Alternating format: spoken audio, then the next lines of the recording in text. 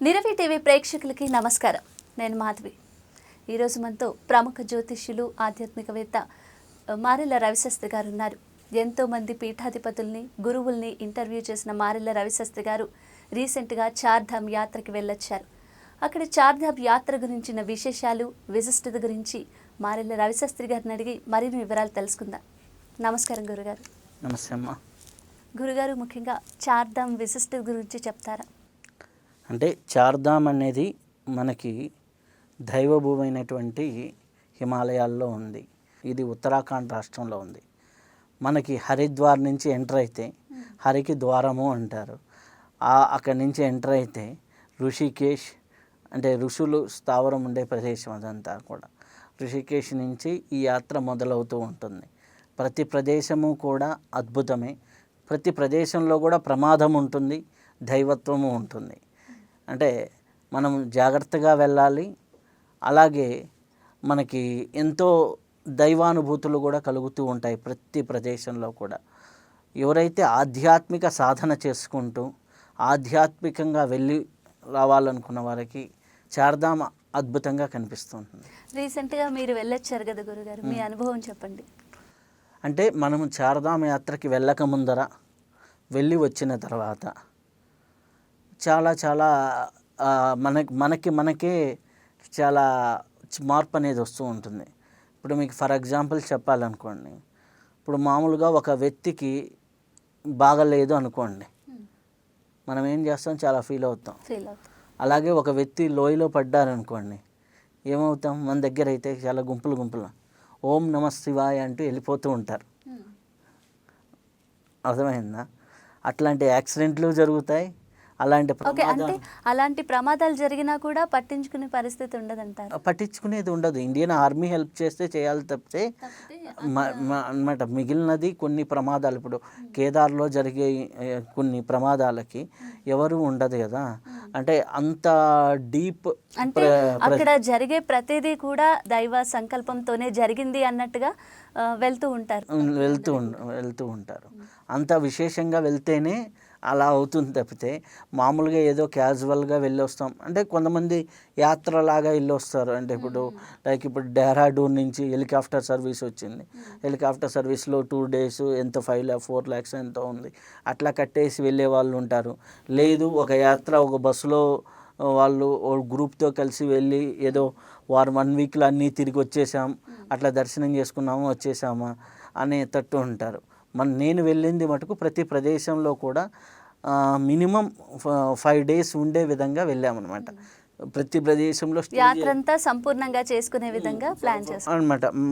అంతా కూడా తిరిగి చూడటం అంటే మామూలుగా ఏంటి, ఇప్పుడు ఒక టెంపుల్కి వెళ్తే ఒకసారి దర్శనం చేసుకుంటారు, అట్లా కాదు మేము 20-30 సార్లు దర్శనం చేసుకోవడం అనమాట.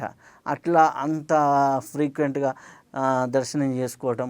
ఇప్పుడు కొన్ని ప్రదేశాలకు వెళ్ళినప్పుడు ఆ ప్రదేశంలో ఏమేమి ఉన్నాయి, ఇప్పుడు మన టెంపుల్కి వెళ్ళేది కాదు కదా, అక్కడ చుట్టుపక్కల సరౌండింగ్స్ ఏమేమి ఉన్నాయి అన్నీ కూడా తిరిగి చూడటం అనేది జరిగింది.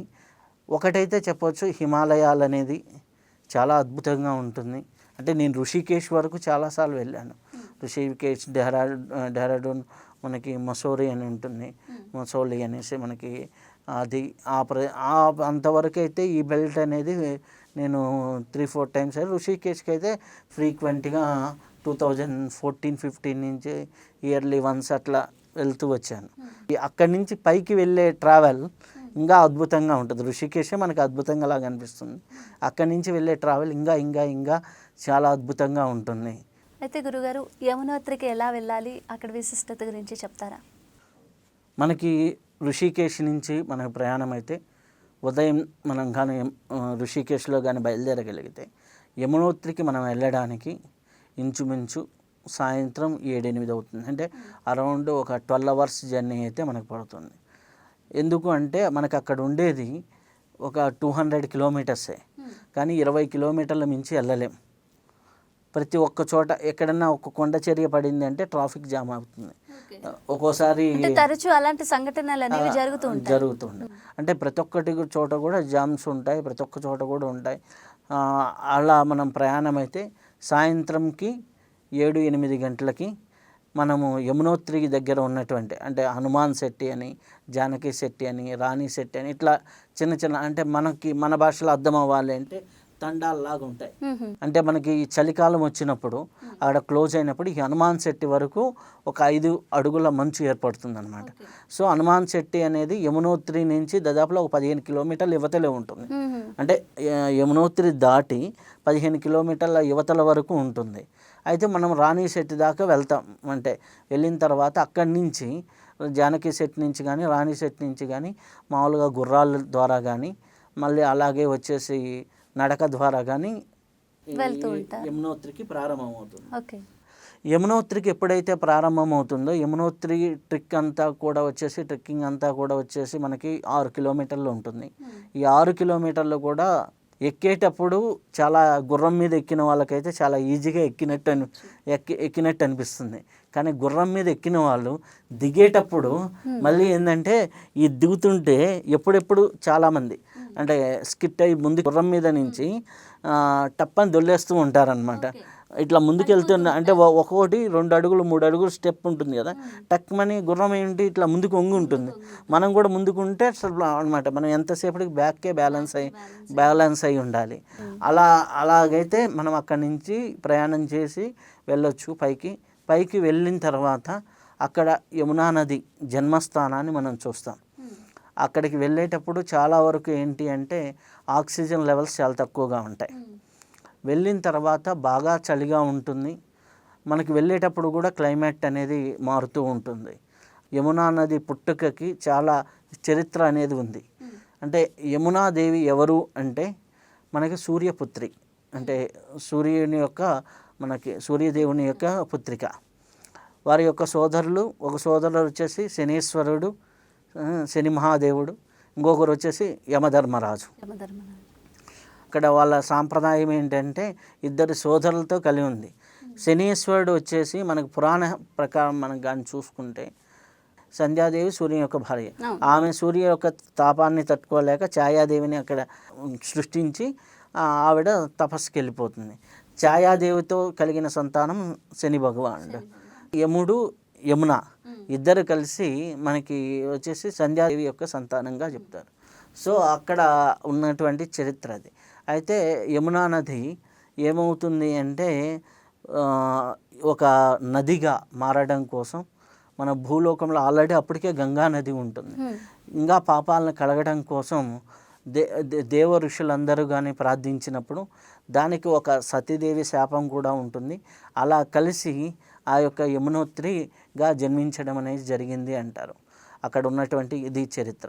అయితే యమునోత్రిగా జన్మించిన తర్వాత వారి యొక్క అన్న ఎవరు? యమధర్మరాజు సోదరుడు. ఒకరు యమధర్మరాజు, రెండోవారు శని భగవానుడు. తండ్రి ఎవరు? శని భగవానుడు. ఆ ముగ్గురు అనుగ్రహము అక్కడ లభిస్తుంది అనేసి అంటారు. సందర్శించడం వల్ల అక్కడ స్నానం చేయడం వల్ల. అందుకనే యమునోత్రిలో మీకు యమున అంత చల్లగా ఉంటుంది.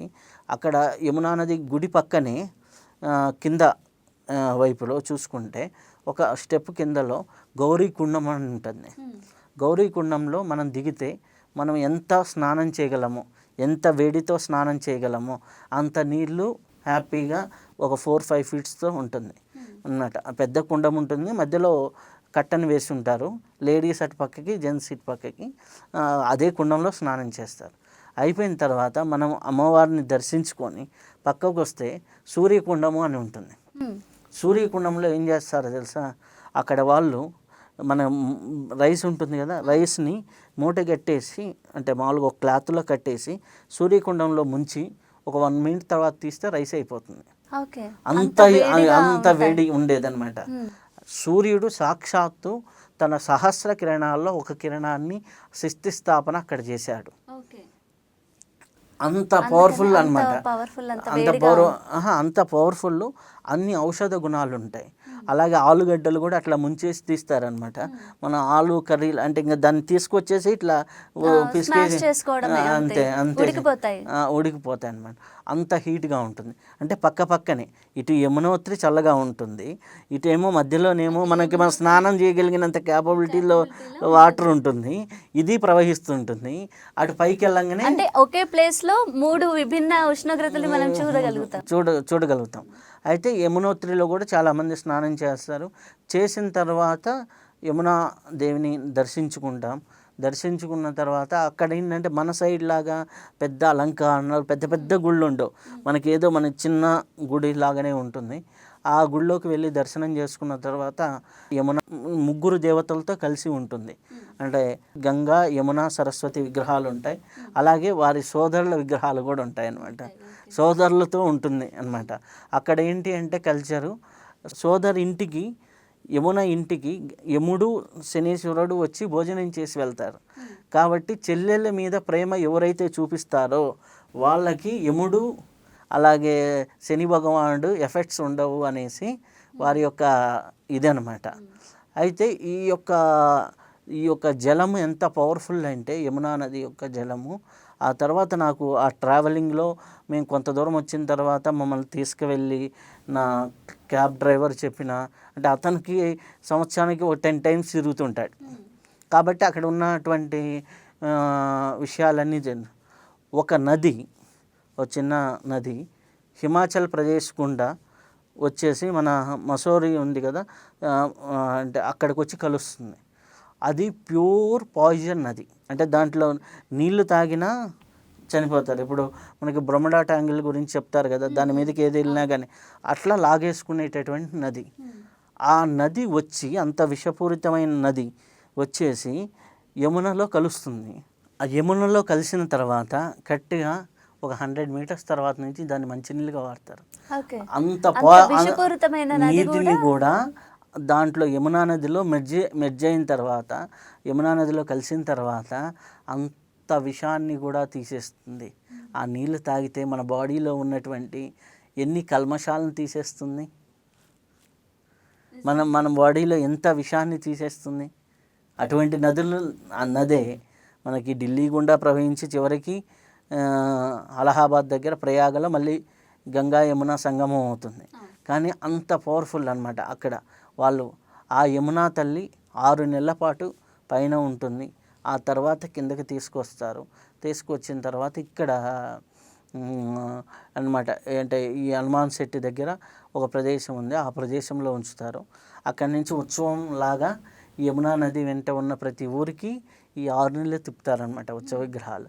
అక్కడ ఉన్న కల్చర్ అనమాట. అంటే ఒక్కొక్క ఊర్లో ఒక్కొక్క తిన్నాల జాతర లాగా యమునా తల్లికి చేసుకుంటూ ఉంటారనమాట, జాతర చేస్తూ ఉంటారు.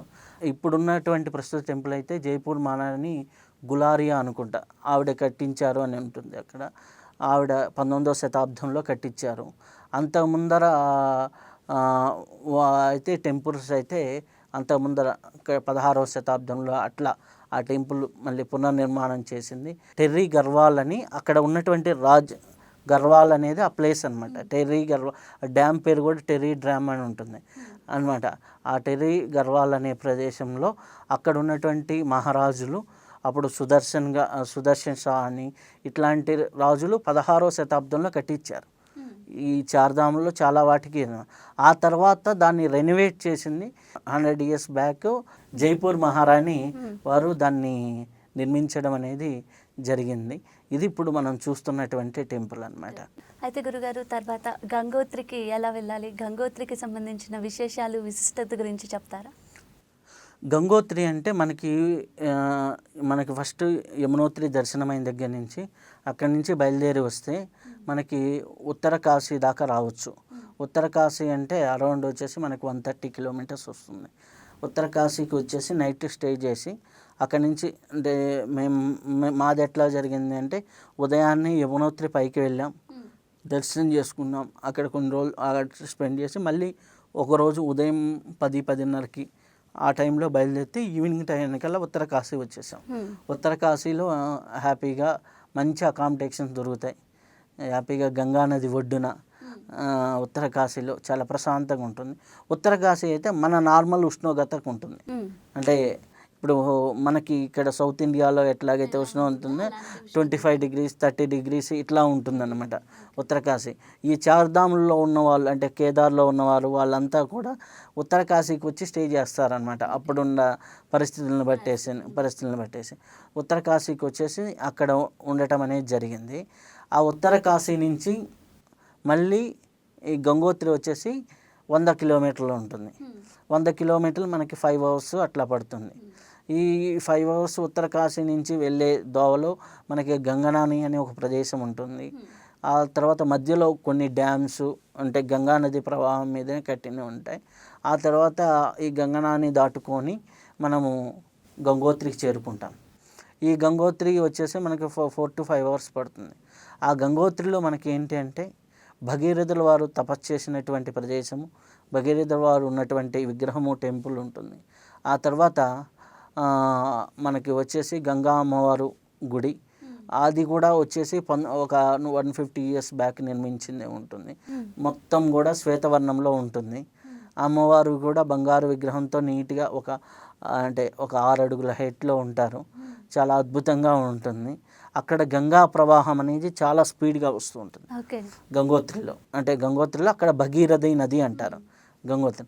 అయితే యాక్చువల్గా ఏంటంటే అక్కడికి మనకి గంగోత్రి పుట్టి 30 కిలోమీటర్ల పైన ఉంటుంది.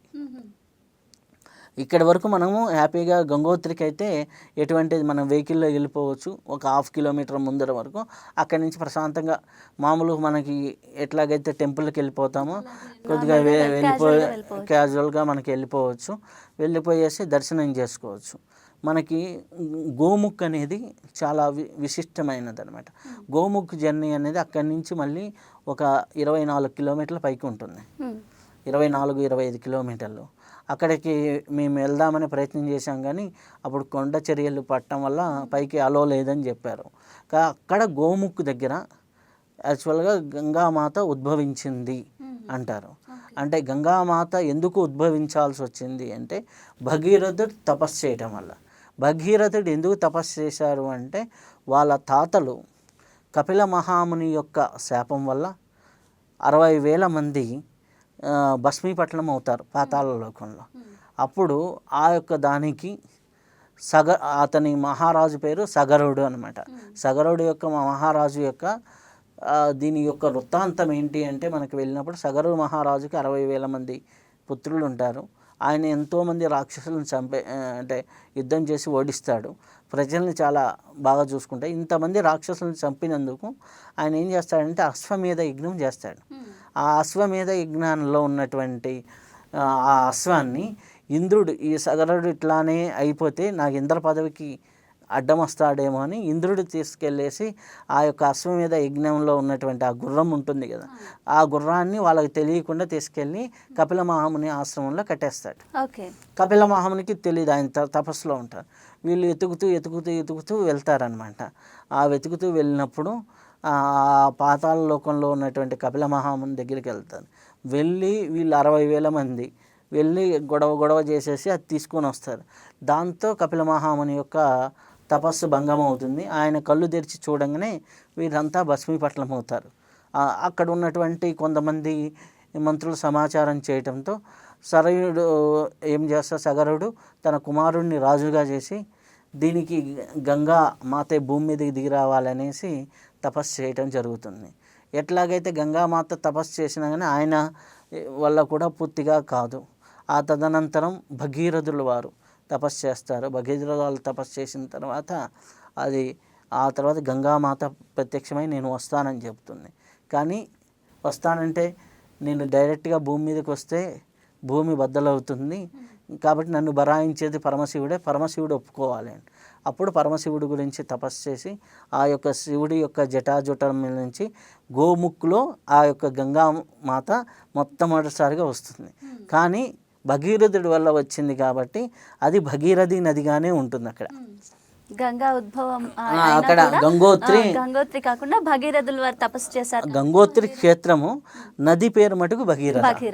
అయితే అక్కడ ఇంకొక విశేషం ఏంటి అంటే మనకు సౌత్ ఇండియా నుంచి ఒక ఆయన తెలుగు అతను మనకి నెల్లూరు జిల్లా వాసి అక్కడ హిమాలయాల్లోకి వెళ్ళి అక్కడే సెటిల్ అయ్యి 1,00,000 ఫోటోలు, అంటే హిమాలయాల్లో ఎన్ని రకాల కోణాలు ఉన్నాయి, ఎన్ని రకాల ప్లేసెస్ ఉన్నాయి, అంటే ఏ కొండ చలికాలంలో ఎలా ఉంటుంది, అంటే వర్షాకాలంలో ఎలా ఉంటుంది, కలర్స్తో సహా టోటల్ హిమాలయాస్ని చిత్రీకరించి 1,00,000 ఫోటోలతో గ్యాలరీ పెట్టారు. మన తెలుగు వాళ్ళకి అంత ఆడ విశిష్టత ఉంది. ఆ గ్యాలరీ కూడా మనం చూడొచ్చు. ఆ యోగి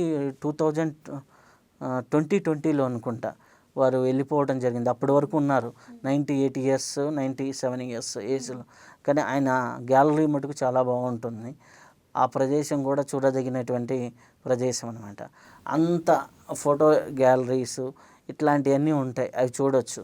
అలాగే గంగా నది ప్రవాహం అనేది ఉంటుంది. ఆ తర్వాత ఆ గంగామాతాన్ని 6 నెలలు అక్కడ ఉంచుతారు. అంటే ఈ 6 నెలలు అంటే ఎట్లా అంటే దీపావళి అమావాస్య తర్వాత ప్రతిదీ కూడా చార్ధామ్ 2 days 3 days గ్యాప్లో మొత్తం క్లోజ్ అవుతాయి. అక్షయ తృతీయ ఇది అనమాట. అక్షయ తృతీయ నుంచి అన్ని అక్షయ తృతీయ రోజు, అక్షయ తృతీయ మరుసటి రోజు ఇట్లా ఒక్కోటి అయిపోతుంది అనమాట. మొన్న చూసుకుంటే అక్షయ తృతీయ ఏప్రిల్ 22 ఎప్పుడో వచ్చింది. 22 ఏప్రిల్ వస్తే 22 యమునోత్రి, 24 గంగోత్రి ఇట్లా అనమాట. 27 బద్రీనాథ్ ఇట్లా అనమాట. మళ్ళీ క్లోజ్ అయ్యేది చివరిలో బద్రీనాథ్ అనమాట. దీపావళి అమావాస్య నుంచి వరుసన క్లోజ్ అయిపోతాయి 1 weekలో. అక్షయ తృతీయ నుంచి 1 weekలో అన్నీ ఓపెన్ అవుతాయి. ఇదనమాట. అక్కడ మనకి చూసుకుంటే ప్రతి ఒక్కటి కూడా చాలా అద్భుతంగా ఉంటుంది. కాకపోతే మనకి ఇక్కడ నుంచి వెళ్ళిన వాళ్ళకి ఫుడ్ ఒకటి ప్రాబ్లం. నైట్ అయితే చలి అనేది విపరీతంగా ఉంటుంది. అక్కడి నుంచి అమ్మవారిని 6 నెలలు అక్కడ ఉంచుతారు కదా. తిరిగేసి ఆర్సిల్ అనే ఒక ప్రదేశం ఉంటుంది. ఆర్సిల్ అనే ప్రదేశంలో వాళ్ళు పూజారులు ఉంటారు అనమాట. ఈ పూజారులు ఉండే అక్కడ బాగా యాపిల్ తోటలు అవన్నీ బాగుంటాయి అన్నమాట. ముగ్బా అనమాట. ముగ్బా అనే విలేజ్లో మళ్ళీ అమ్మవారిని తీసుకొచ్చి ఉంచుతారనమాట. అక్కడ పూజలు అందుకుంటూ ఉంటుంది ముగ్బా అనే విలేజ్లో. అక్కడ ఆ వంశాచారం ప్రకారం వారికి ఒక సిస్టమేటిక్ పూజారులు ఉన్నారు, ఆ వంశం వాళ్ళే చేస్తారనమాట. కాబట్టి అక్కడ ఆ ముగ్బా అనే ఊర్లో అమ్మవారు 6 నెలలు ఉంటారు. మళ్ళీ అక్కడికి మళ్ళీ తీసుకెళ్తూ ఉంటారనమాట. ఈ గంగోత్రిలో ఎక్కడా కూడా పైన కరెంట్ తీగలు ఉండవు. ఎందుకు అంటే చలికాలంలో ఈ కరెంట్ అంటే ఒక 3 ఫ్లోర్ల బిల్డింగ్ ఉంటుంది కదా, 3 ఫ్లోర్ల బిల్డింగ్ మంచులోకి వెళ్ళిపోతుంది. 3 ఫ్లోర్ల బిల్డింగ్ మంచులోకి వెళ్ళిపోతుంది. అన్నీ కూడా ఇంటర్నల్ జనరేటర్ అక్కడ ఉండే దాని మీద అనమాట. సో అలానే నడుస్తూ ఉంటాయి. కాకపోతే చలికాలం బాగా తీవ్రమైన చలి ఉంటుంది. మనకైతే జూన్ టు సెప్టెంబర్ బాగుంటుంది వెళ్ళడానికి. జూన్ టు సెప్టెంబర్ బాగుంటుంది. ఏప్రిల్లో ఓపెన్ అయితే జూన్ 1st వీక్ 2nd వీక్లో వర్షాలు ఉంటాయి. అది చూసుకొని వెళ్ళాలి ఎప్పుడైనా చార్ధామ్కి. అయితే గురుగారు, ఇందాక మీరు గంగానాని అని ప్రదేశం గురించి కూడా చెప్పారు. అయితే గంగానాని విశిష్టత ఏంటి చెప్తారా? గంగనాని అంటే పరాశర మహర్షి తపస్సు చేసినటువంటి ప్రదేశం. ఈ యొక్క పరాశర మహర్షి వారు తపస్సు చేసిన ప్రదేశం. అక్కడ కూడా ప్రతి ప్రదేశంలో ఏంటి అంటే మునులు ఇక్కడ తపస్సు చేసిన ప్రదేశంలో వారి తపశక్తితో ఉష్ణకుండలాలు అనేది సృష్టించుకోవడం అనేది జరుగుతుందన్నమాట. ఆడ ఆ ఉష్ణకుండలాలు ఎట్లా ఉంటాయి అంటే వేడి నీళ్ళు వస్తూ ఉంటాయి. మనకు బయటంతా వాతావరణం చలిగా ఉంటుంది. అక్కడ పరాశరుల వారు తపస్సు చేసిన ప్రదేశం చుట్టూరు హిమాలయాలు. ఆ హిమాలయాలు చూస్తుంటే దాదాపులా మనకి గంగోత్రి వెళ్ళే రూట్ అంతా కూడా ఒక్కొక్క పర్వతం మనకి అంటే కాళ్ళలో నుంచి పైకి చూద్దామంటే పైకి మనకి కనిపించదు, శిఖరం కనిపించదు.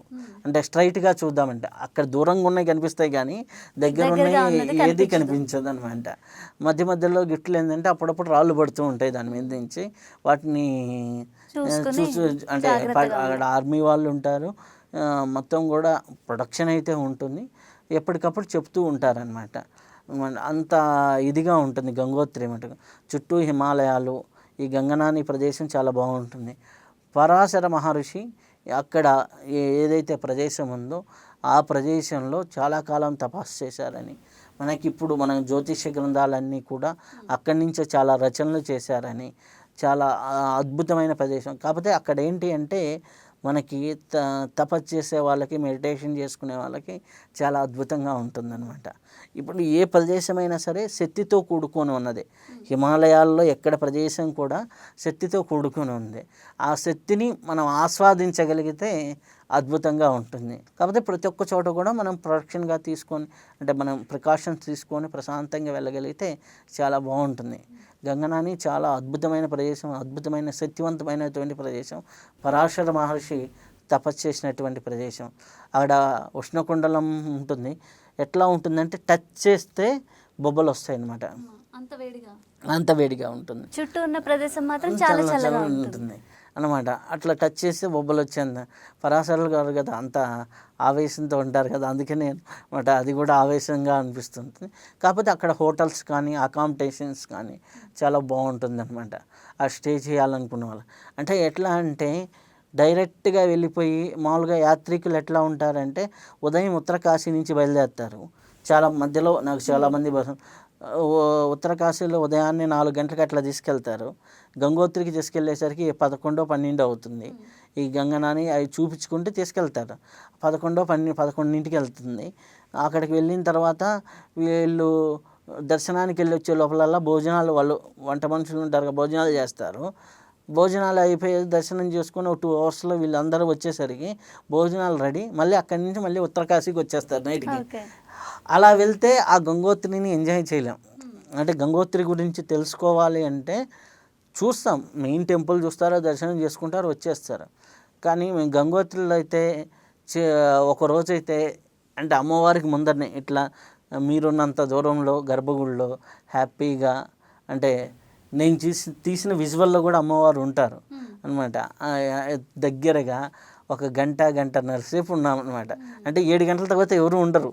చలికి అందరూ 7:30 కల్లా చలి మొదలవుతుంది. అక్కడి నుంచి ఎవరు ఉండరు అనమాట. అక్కడ ఇంకా గంగోత్రిలో చూసుకుంటే గంగా హారతి చాలా బాగుంటుంది అనమాట.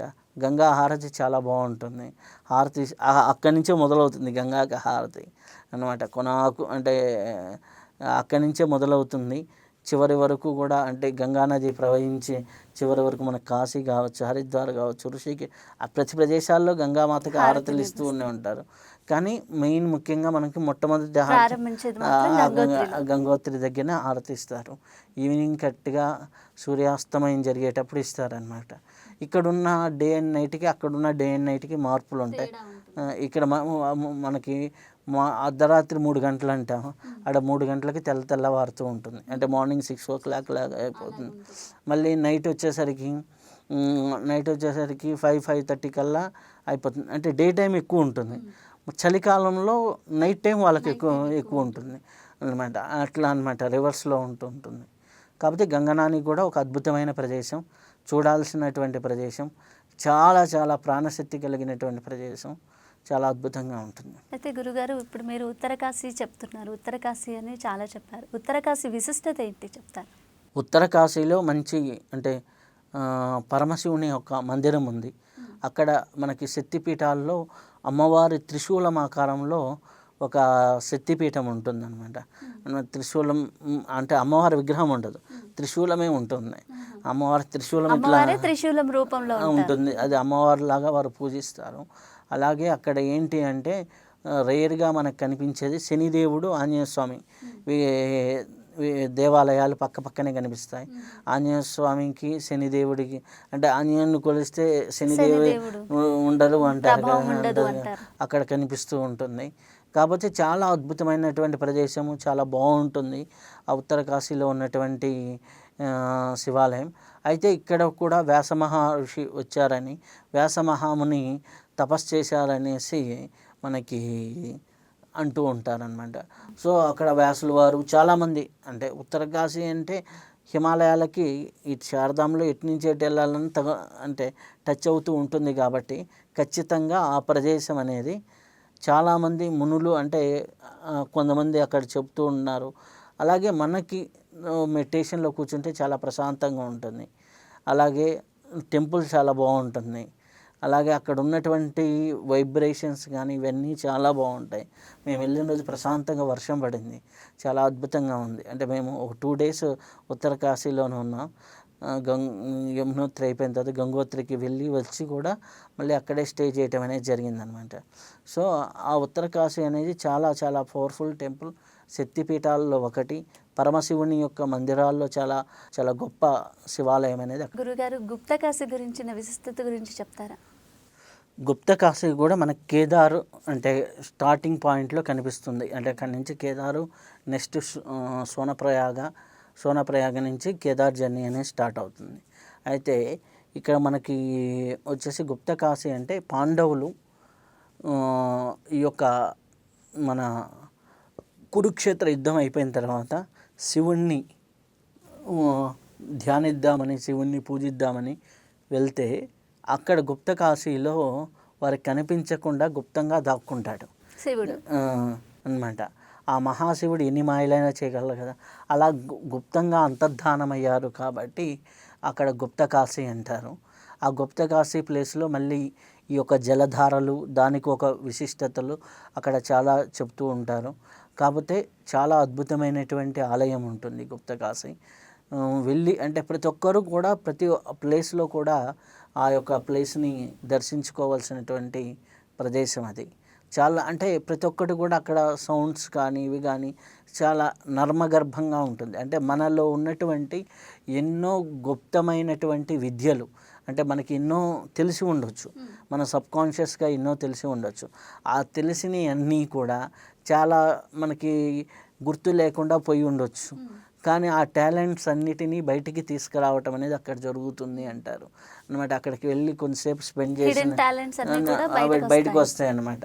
చాలా ఎప్పుడెప్పుడో మెమరీస్ ఉంటాయి, నెగిటివ్ అవన్నీ బయటకు వస్తూ ఉంటాయి అనమాట. అవన్నీ కూడా చాలా అనమాట. అక్కడ ఏంటి అంటే నేను చూసిన దాంట్లో ఎప్పుడో మా చిన్న వయసులో ఒక బుక్లో చదివిన, అంటే నేను జ్యోతిష్యానికి సంబంధించి చదివిన ఒక విషయము, అది మంచి రెమెడీ అనమాట. అది ఎప్పుడో చదివా, మా తాతగారితో మాట్లాడా, ఒకటి అయిపోయింది అంతే. టక్మని అక్కడికి వెళ్ళి కొంతసేపు మెడిటేషన్లో కూర్చున్న తర్వాత టక్మని ఆ మెమరీ నాకు రీకలెక్ట్ అయింది. అది రెమెడీలో చాలా మంచిది అనమాట. అది తెలుసు, కానీ అది ఎందుకో నేను ఈ 5-6 సంవత్సరాల జ్యోతిష్యంలో ఎక్కడ ఉపయోగించాల అంటే అనమాట. అది ఎప్పుడు చిన్నప్పుడు చెప్పినటువంటి సింపుల్ రెమెడీ, అది అది చేసుకుంటే శని దోషానికి చాలా ఈజీగా సొల్యూషన్స్ వస్తాయి. అయితే ఆ యొక్క రెమెడీ ఏంటంటే ఆ రోజున అక్కడ టక్మని గుర్తు రావటం జరిగిందనమాట. సో ఇలా అద్భుతమైన విషయాలు మనకి తెలుస్తూ ఉంటాయి, మనలో ఉన్నాయే బయటికి, అవన్నీ కూడా బయటికి రావటం అనేది జరుగుతూ ఉంటుంది అని చెబుతారు. అయితే మన చరిత్ర పురాణాల ప్రకారం అయితే పాండవులకి శివుడు కనిపించకుండా గుప్తంగా దాక్కున్నటువంటి ప్రదేశం కాబట్టి అది గుప్తకాశీ అంటారు. అంటే ఇంకోటి ఏంటి అంటే అక్కడి నుంచి చాలామంది మనుషులు కూడా అదృశ్య రూపేణ అదృశ్యమైపోతారని, ఇవన్నీ కూడా అంటే ఫ్రీక్వెంట్గా జరిగే విషయాలు, అందుకని ఎక్కువ మంది ఉన్నమాట. కాకపోతే గుప్తకాశీ నుంచి మనకి కేదార్కి హెలికాప్టర్ రైడ్ కూడా ఉంటుంది అక్కడి నుంచి. అయితే అక్కడి నుంచి కేదార్నాథ్ ప్రయాణం ఎలా ఉంటుంది? గుప్తకాశీలో నుంచి హెలికాప్టర్ ద్వారా వెళ్ళే వాళ్ళు ఉంటారు. హెలికాప్టర్ స్టేషన్స్ లాగా 3-4 ప్రదేశాలు ఉంటాయి. వాటిల్లో టికెట్ బుక్ చేసుకుంటే ఈ యొక్క ఈజీగా వెళ్ళిపోతారు. అది ఒకటైతే, కాకపోతే ఈజీగా వెళ్తారు కానీ జర్నీని ఎంజాయ్ చేయలేరు. ఒక 6 నిమిషాల్లో పైకి తీసుకెళ్ళేసి వెళ్తుంది అనమాట. అయితే ఇటు మనకి మామూలుగా చూసినట్లయితే సోనప్రయాగ నుంచి మొదలవుతుంది. సోనప్రయాగ దగ్గర లక్షల మంది క్యూలో ఉంటారు. ఉదయాన్నే లేచి వెళ్తే అక్కడి నుంచి ఆ క్యూలో వెళ్ళాలి. వెళ్తూ ఉంటే ఆ క్యూ ఎంత పొడుగు సాగినా కానీ అవ్వదు, 2-3 గంటల క్యూలో నిలబడాలి. అక్కడి నుంచి వెళ్ళిన తర్వాత జీప్స్ వస్తాయన్నమాట. ఆ జీప్స్ ద్వారా గౌరీకుండ్ వరకు తీసుకెళ్తారన్నమాట. గౌరీకుండ్ దాకా తీసుకెళ్తే అక్కడి నుంచి మనకి నడక కానీ, అక్కడి నుంచి వచ్చేసి మనకి గుర్రాల మీద వెళ్ళే వాళ్ళు కానీ వెళ్తూ ఉంటారు. అక్కడి నుంచి 18 కిలోమీటర్లు మనకి నడక అయితే ఉంటుంది. ఇంత ముందర అయితే 14, ఈ 2013లో ఇది జరిగింది కదా ప్రమాదం, అప్పటి నుంచి కొన్ని రూట్లు మార్చడం వల్ల ఇంకొక 2 కిలోమీటర్స్ ఎక్స్టెన్షన్ అయింది అన్నమాట. సో దానివల్ల ఏంటంటే 18 కిలోమీటర్లు మనకి లెంత్ అయితే ఉంటుంది. ఈ గౌరీకుండ్ అంటే ఏంటి అంటే మనకి వినాయకుడు రథకల్పం ఉంది కదా, మనకి వినాయకుడిని రథకల్పంలో చెప్పే స్టోరీ అంతా జరిగింది ఆ గౌరీకుండలో. పార్వతీమాత ఈ యొక్క స్నానానికి వెళ్ళటం, వినాయక ఉత్పత్తి జరగటం, ఆ తర్వాత వచ్చేసి గజాసురుడి యొక్క తల తీసుకొని వచ్చి ఆ యొక్క వినాయకుడికి అతికించడం. గజాసురుడు ఎవరు అంటే మళ్ళీ శివుడు అభయం ఇచ్చినటువంటి రాక్షసుడే కాబట్టి గజాసురుడు శిరస్సు వచ్చి వినాయకుడికి రావడం, వినాయకుడు ఉద్భవం అంతా జరిగింది. వినాయకుడితో శివుడు యుద్ధం చేయటం, ఆ యొక్క శిరచ్ఛేదన, గజాసురుడి శిరస్సు ఇది అంతా కూడా వినాయకుడి చరిత్రలో మనం ఏదైతే మనం చదువుతామో అవంతా కూడా జరిగిన ప్రదేశం ఈ గౌరీకుండ. గౌరీకుండలో అది ఉంటుంది విశేషంగా. అక్కడి నుంచే మనకి చాలామంది స్నానాలు చేస్తారు అక్కడ. ఆ గౌరీకుండ నుంచే ప్రారంభమవుతుంది అన్నమాట జర్నీ. ఆ ప్రారంభమయ్యేసి అక్కడి నుంచి గుర్రాల ద్వారా వెళ్తూ ఉంటారు. కేదార్ అంతా కూడా ఈ 16-17 కిలోమీటర్ల డిస్టెన్స్లో మనం వర్షాన్ని ఖచ్చితంగా చూస్తాం, ఖచ్చితంగా తడుస్తాం, ఖచ్చితంగా చలిని అనుభవిస్తాం, ఖచ్చితంగా వేడి ఉక్క ఉంటుంది మధ్యలో, ఖచ్చితంగా చల్లగాలులు ఉంటాయి, అన్ని రకాల వాతావరణ ఉంటాయి. మధ్య మధ్యలో కొండరాళ్ళు పడుతూ ఉంటాయి అన్నమాట. కొన్ని జంతువులు అయితే ఈ మొయ్యలాక ఇప్పుడు ఉంటాయి కదా గుర్రాలు, అవి కింద పడిపోతూ ఉంటాయి. వాటిని అట్లానే అంటే వదిలేస్తారనమాట. సో అటువంటి పరిస్థితి ఉంటుంది. ఎవరైనా అక్కడ ఏదన్నా అయితే గుర్రాల మీద వెళ్తూ ఉన్నప్పుడు, నేను గుర్రం మీద వెళ్ళాను, ఆ గుర్రం మీద వెళ్తూ ఉన్నప్పుడు గట్టిగా గుర్రం యొక్క అడుగు మనకి ఎట్లా ఉంటుందంటే ఒక ప్రహరీ గోడ ఎక్కి చివరి నిలబడితే ఎలా ఉంటుంది అలా చివరి నిలబడితేనే మనకి చాలా కష్టం ఒక బిల్డింగ్ మీదకి ఎక్కి చివరికి. కానీ ఎన్ని వేల అడుగులు ఉంటుందో తెలియదు లోయ. ఆ లోయకి జస్ట్ చివరి భాగం మీద అడుగేసుకుంటూ వెళ్తుంది గుర్రం. అంటే మనం ఏంది అంటే ఇటు నుంచి ఇటు కానీ చూసామనుకోండి అనమాట, మనం లోయలో గాల్లో నడుస్తున్నాం అనే ఫీలింగ్ ఉంటుంది. అంటే ఆ చివర ఏమన్నా జారారా ఇంకంతే మనిషి అనమాట. మనుషులు ఫ్లోటింగ్ అది బాగా ఉంటుంది స్పీడ్గా, ఎందుకంటే కొన్ని లక్షల మంది దర్శనం చేసుకుంటారు. అలా ఆ ట్రెక్కింగ్లో ఎన్నో జలపాతాలు చూడొచ్చు, ఎన్నో అద్భుతాలు చూడొచ్చు, మంచు కురిసిన కొండలు చూడొచ్చు. అలాగే మంచు గడ్డలు అంటే మనం ఏం చూస్తాం, ఇంతే చూస్తాం కదా. పెద్ద నా ఎత్తు కంటే పెద్ద మంచు గడ్డల్ని చూశాను. ఆ మంచు గడ్డల్ని మధ్యలోకి రోడ్డుకి అడ్డంగా వచ్చినాయని కొన్ని చోట్ల తీసేసి మంచుని తీసేసి దోవలు చేస్తారనమాట. ఆ మంచు గడ్డల్ని చూడొచ్చు. అలాగే ప్రకృతి రమణీయతల్ని చూడొచ్చు. జలం ఒక్కొక్క డ్రాప్ పడుతుంటే ఆ సౌండ్ని చూడొచ్చు. పక్షుల ఆ యొక్క ధ్వనులు ఉంటాయి కదా అవి చూడొచ్చు. పక్కని మనకి ఎక్వేరియంలో చేప పిల్లలు ఇటు ఇటు తిరుగుతుంటాయి కదా, అలా ఈ హెలికాప్టర్లు అటు ఇటు తిరుగుతుంటాయి. అంటే హెలికాప్టర్లు ఆ హిమాలయాల హైట్కి చూసినప్పుడు ఈ హెలికాప్టర్లు అనేది ఎక్వేరియంలో చేప పిల్లలాగా తిరుగుతుంటాయి అనమాట వెళ్తూ ఉంటే. అలా మనం మొత్తం చూసుకుంటూ దాదాపులో ఒక 6 to 7 hours, గుర్రం మీద అయితే ఒక 6 hours వెళ్ళిపోవచ్చు. వెళ్ళిపోయిన తర్వాత పైకి వెళ్తాం. 1 కిలోమీటర్ ముందర టెంపుల్కి ముందర దింపేస్తారు. అక్కడ పోయి అకామిడేషన్స్ మనము ఆన్లైన్లో బుక్ చేసుకోవచ్చు. వెళ్ళిన తర్వాత ఒక అద్భుతం ఉంటుంది. తర్వాత మనం వెళ్ళే దోవలో మనకి ఎన్నో పరీక్షలు ఉంటాయి. మన చుట్టూ ఎంతమంది యోగులు తిరుగుతుంటారో మనకు తెలియదు. వాళ్ళలో శివన యోగులు ఉంటారు, నార్మల్గా ఉంటారు శివన యోగులు, అఘోరాలు ఉంటారు. నాకు ఒక మధ్యలో ఆపినప్పుడు గుర్రాల్లో అక్కడ ఏం దొరకవు, తింటే రొట్టె తినాలి, లేకపోతే మ్యాగీ అద్భుతమైన ఫుడ్ అనమాట అక్కడ అన్నమాట. ఎందుకంటే మ్యాగీ చేసి ఇచ్చేస్తుంటారు. మనం మ్యాగీ చిన్నపిల్లలు ఆడ మ్యాగీ ఒకటే మనకి రుచికరంగా నాకు నచ్చింది అనమాట. లేదంటే ఆలు రోటీ ఇవే ఉంటాయి, అది కూడా చాలా అనమాట. ఇట్లాంటి హార్డ్గా ఉంటాయి. నేను మ్యాగీ తీసుకొని తింటూ ఉన్నా. ఒక యోగి వచ్చేసి నాకు ఆకలి అవుతుంది అన్నాడు అనమాట. తింటావా అన్నా, నువ్వు పెడితే తింటాను అన్నాడు. పెట్టిన తర్వాత తీసుకున్నాడు, స్పూన్తో తింటాను చూశాను. అయిపోయిన తర్వాత టీకి ఇచ్చాను. స్టూల్ చుట్టూరు 7 members కూర్చున్నాం. మేము ఎవరన్నా కదిలితేనే ఆయన కదలడానికి తిన్నాడు, టీ తాగాడు, అంతవరకు చూస్తున్నాం. తర్వాత మేమందరం అట్లానే ఉన్నాం, ఆయన ఎటు వెళ్ళాడో మాకు తెలియలా. అదృశ్యమయ్యాడా, లేచి వెళ్ళిపోయాడా అనేది తెలియలా అనమాట. అటువంటి అద్భుతాలు అంటే అది ఎట్లా అంటే నాకు అక్కడి నుంచి చివరి 5 కిలోమీటర్ ఒళ్ళు అంటే అది గగురు పుడుస్తుంది, ఆశ్చర్యానికి గురవుతుంది అనమాట. ఆ తర్వాత నాకు సేమ్ యోగి అక్కడ నిద్రించిన తర్వాత 3 రోజులకి 4 రోజులకే నాకు భిక్ష పెట్టావు, నా పరీక్షని నువ్వు అంటే గెలిచావు అన్నట్టుగా ఒక మెసేజ్ అనమాట నిద్రల కళ్ళలోకి. అంటే ఆయన ఎందుకు కళ్ళలోకి వచ్చాడనేది కూడా తెలియదు అనమాట. అంత అద్భుతాలు జరుగుతూ ఉంటాయి ఆ కేదార్నాథ్లో. అయిపోయిన తర్వాత అక్కడి నుంచి కేదార్లోకి ఎంటర్ అయిన తర్వాత నుంచి కేదారు, ఇటు పక్క మందాకిని నది. కేదార్ అంటే పెద్ద ఇటు పర్వతాలు ఉంటాయి. మనకి మధ్యలో చూసుకుంటే ఒక 1/2 కిలోమీటర్ పొడవున, ఒక 2 కిలోమీటర్ల పొడవున, అంటే మనకి ఎయిర్పోర్ట్లో ఒక రన్వే లాంటి ప్లేస్ అనమాట. అంతే, అంతగా అనమాట. ఆ ప్లేస్లో ఉంటుంది. ఇటుపక్క మందాకిని నది, ఇటుపక్క కొండలు, ఇటుపక్క పర్వతాలు, చాలా ఇదిగా ఉంటుంది.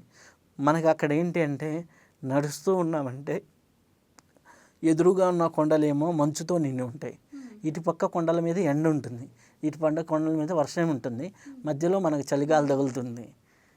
అన్ని రకాల వాతావరణ పరిస్థితులు అక్కడ ఉంటాయి. ఇంకా చెప్పడానికి వర్ణించలేమన్నమాట. అలాంటి అద్భుతమైన ప్రదేశం.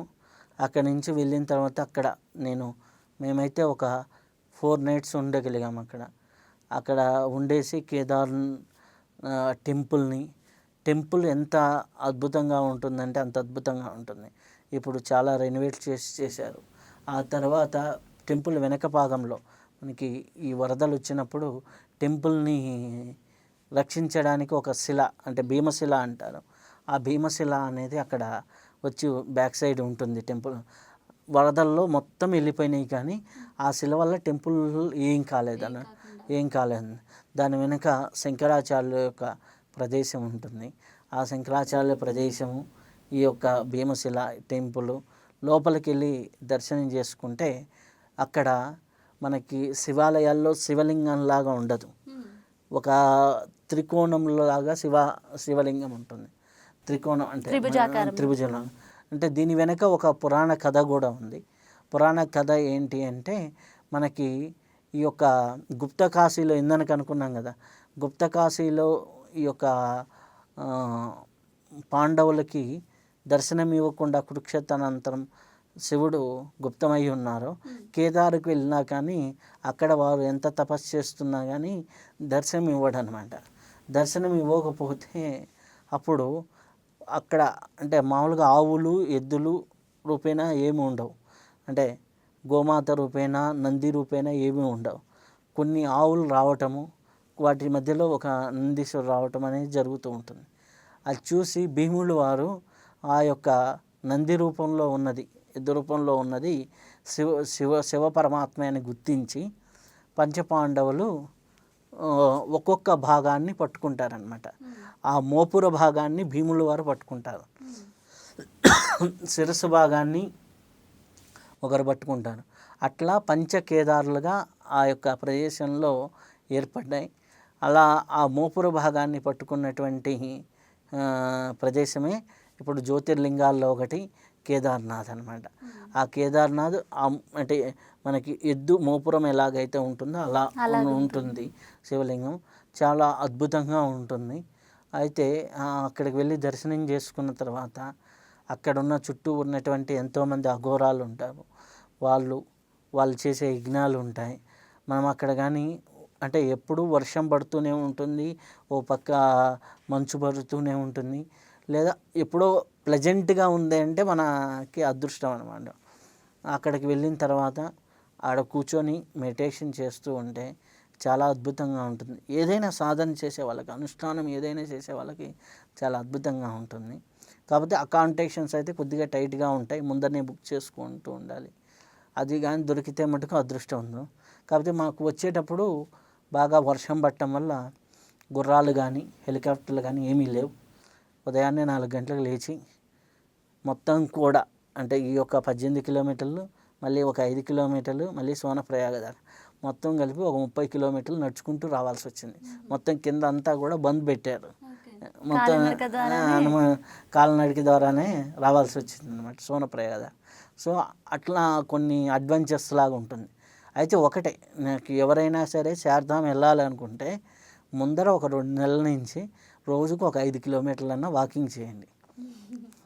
అలాగే బ్రీతింగ్, ప్రాణాయామాస్ చేయటం, బ్రీతింగ్ చేయటం అనేది చాలా ఇంపార్టెంట్. ఎందుకంటే మనకు బ్రీతింగ్ ప్రాబ్లం అనేది కేదార్లో కానీ యమునోత్రిలో కానీ ఖచ్చితంగా వస్తుంది. అంటే నైట్ 2 o'clock అట్లా అయిపోయినప్పుడు మనం వదిలే గాలి మనకు తెలుస్తుంది, పీల్చడానికి గాలి ఉండదు మనకి అనమాట. అట్లాంటి కొన్ని ఇన్సిడెంట్స్ ఉంటాయి. ఆ తదనంతరం అక్కడి నుంచి హ్యాపీగా మనం కిందకు వచ్చేస్తే, సోనప్రయాగ దగ్గరికి వచ్చేస్తే కేదార్ అనేది యాత్ర అనేది సంపూర్ణమవుతుంది. అక్కడి నుంచి మళ్ళీ బద్రీనాథ్కి ప్రారంభమవుతుంది. అయితే గురుగారు, బద్రీనాథ్ ప్రయాణం ఎలా ఉంటుంది? బద్రీనాథ్ గురించిన విశిష్టత గురించి తెలియజేస్తారా? అంటే బద్రీనాథ్కి వెళ్ళేటప్పుడు మనకి ఏంటంటే, మనకి మధ్యలో ఒక రోజులో అయితే ట్రావెల్ అనేది పూర్తిగా వెళ్ళలేం. అంటే మధ్యలో చమోలి అనేసి, మండల్ అనేసి ఇట్లాంటి ప్రదేశాలు ఉన్నాయి.